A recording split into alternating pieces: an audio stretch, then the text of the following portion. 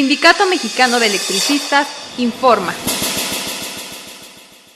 Como primer punto tenemos al compañero Juan José Gómez Beristain del SME, que nos pondrá el tema privación energética y derecho humano a la energía. Buenas tardes ya, compañeras, compañeros, bienvenidos aquí al Sindicato Mexicano de Electricistas. Para nosotros es un orgullo poder ser la sede de estos espacios para el debate, la discusión, para la expresión de ideas en torno a la situación que corre en nuestro país. Por lo que se refiere al Sindicato Mexicano de Electricistas y en esta lucha por la liberación del país, nosotros desde hace prácticamente 5 años encabezamos una lucha que no tiene que ver únicamente con la recuperación del empleo. Pudiera pensarse en primera instancia que además de la necesidad absoluta de recuperar nuestra fuente de empleo, de recuperar una estabilidad económica y laboral, pues no hubiera otro panorama más allá de eso. Sin embargo, en estos 5 años hemos desarrollado una lucha que va a trascender la mera cuestión laboral, porque entendemos que el golpe que se dio en contra de Luz y Fuerza del Centro, en contra del Sindicato Mexicano de Electricistas, no era una mera cuestión técnica que tuviera que ver con un exceso de dinero destinado a los salarios o a los llamados pasivos laborales de la empresa. Tenía que ver precisamente con este proceso de reformas estructurales que está coronado con esta reforma energética, aprobada apenas en sus leyes secundarias, y que lo que nos pone en evidencia es el desmantelamiento de todo un proceso de producción, pero que tiene una fuerte raíz nacionalista, el desarrollo del país como principal eje de estas empresas, como Comisión Federal de Electricidad, en su momento Luz y Fuerza del Centro y Petróleos Mexicanos. Frente a este desmantelamiento que implica la destrucción de la soberanía, lógicamente, pero que implica también la destrucción de la identidad del trabajador mexicano al romper su vínculo con una empresa nacionalizada que hoy precisamente cumple 54 años, esa nacionalización de la industria eléctrica. Este romper con la identidad del trabajador es en esta lógica de atomización de la sociedad, de generar intereses o necesidades separadas, aisladas, que no nos permiten ver el horizonte de unidad que debiéramos caminar hacia allá para lograr la recuperación de nuestro país. En ese mismo sentido, nuestro sindicato ha desplegado una serie de acciones o herramientas de lucha para poder recuperar no solamente, como decía hace un momento, la fuente de trabajo, sino esta identidad de clase, pero también de pueblo, con el resto de los sectores que en este país también están luchando, pero parecieran estar apartados con otras luchas particularmente gremiales o con enfoques muy delimitados.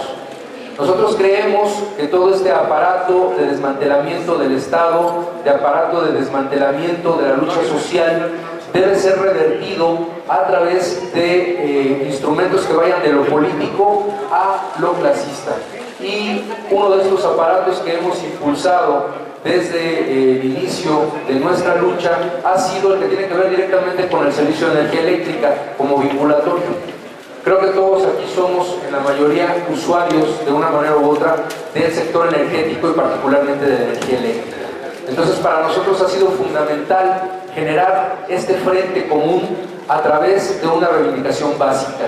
Hemos visto que la energía eléctrica se ha convertido en un tema de discusión por los altos cobros que hace Comisión Federal de Electricidad en la zona centro, en la zona que ocupaba Luz y Fuerza del Centro, pero desde hace muchos años más, a través de la relación que tenemos hoy con la Red Nacional en contra de las altas tarifas, sabemos que esta lucha se viene librando en otros estados de la República, en donde no había injerencia de Luz y Fuerza, sino que el control pleno era de la Comisión Federal de Electricidad. Por ello, encabezamos primero, aquí en la zona centro del país, una lucha administrativa a través de la Profeco, que nos permitió acercarnos a los usuarios de energía eléctrica.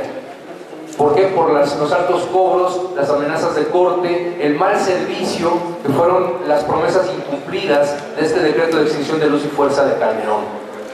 Frente a este incumplimiento, las explosiones de las famosas mufas, los incendios en las instalaciones eléctricas, pero sobre todo estos cobros injustos a los usuarios, fue como articulamos esta lucha de la huelga de pagos. Y esta huelga de pagos estamos buscando trascenderla también en un movimiento nacional de usuarios de la energía eléctrica. Y por eso, después de conformar lo que hoy conocemos como la Asamblea Nacional de Usuarios de Energía Eléctrica, se conforma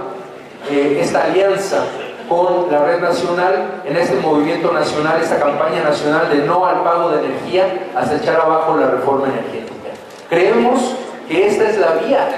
que debemos impulsar socialmente para realmente echar abajo la reforma energética.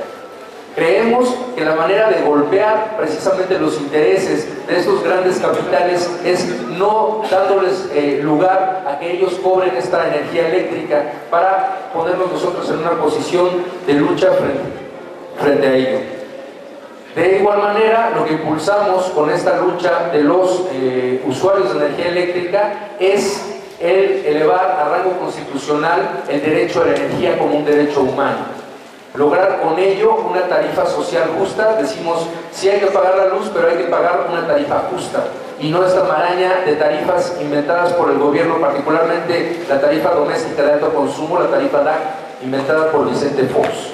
Esto en el ámbito de la relación con los usuarios, pero también estamos buscando acercar a las organizaciones de trabajadores, romper con esta hegemonía de las grandes centrales que únicamente buscan ser interlocución del gobierno para convertirnos nosotros como una nueva central en un frente de lucha de los trabajadores, un frente clasista que logre aglutinar a los sindicatos democráticos independientes, pero también aglutinar a aquellos trabajadores y trabajadoras que no están organizados en un sindicato o en una cooperativa. A todos aquellos también que son desempleados, que forman parte de estos millones de desempleados lanzados a la calle por estos 30 años de políticas neoliberales. La nueva Central de Trabajadores, que en próximos días tendrá su congreso extraordinario, es la otra vía por la que pensamos avanzar en este trabajo de unidad y que tiene que ver no solo con los trabajadores urbanos de las fábricas o de los negocios o de los comercios, tiene que ver con los trabajadores del campo,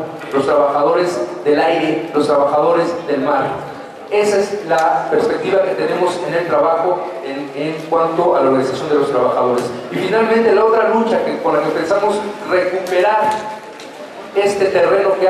se ha perdido en la política, en el modo de hacer política, es a través de la Organización Política del Pueblo y los Trabajadores, la OPT. Buscamos que sea una manifestación ya eminentemente política, con una mira de clases, una mira clasista, para poder echar abajo estas reformas, pero también para generarnos una nueva cultura de la política, que nosotros como pueblo somos quienes debemos hacer la política, quitarle la hegemonía a esta partidocracia que ha abusado de esa supuesta representatividad para que nosotros como pueblo seamos capaces de representarnos a nosotros mismos, pero desde los movimientos sociales, no desde la administración burocrática de partidos políticos, sino desde las colonias, los pueblos, los barrios, los pueblos originarios, las comunidades, que somos quienes sabemos cuáles son las verdaderas necesidades de este país. Muchas gracias.